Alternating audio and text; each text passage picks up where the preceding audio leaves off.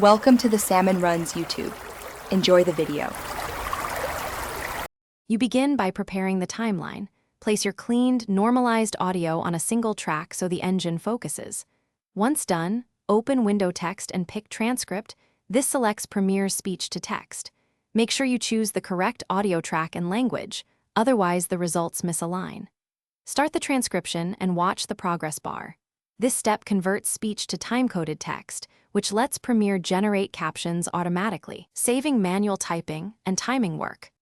Once transcription finishes, you'll review the text in the text panel. You should correct misheard words and add speaker names when needed, because accurate text makes better captions.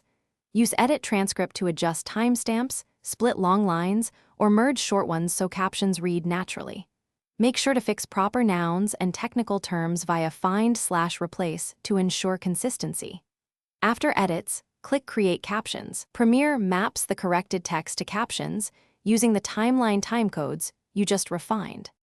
You finish by exporting captions. Choose SRT or VTT for platforms, or embed captions via export settings if you need burned-in text. Make sure frame rates match when exporting. Mismatches cause sync drift.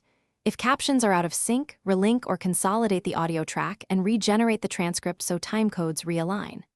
If accuracy is poor, run noise reduction, normalize levels, or re-record problematic lines and retranscribe. One key tip: always keep a backup of the original transcript before mass edits. Thanks for watching. Consider subscribing if we helped you.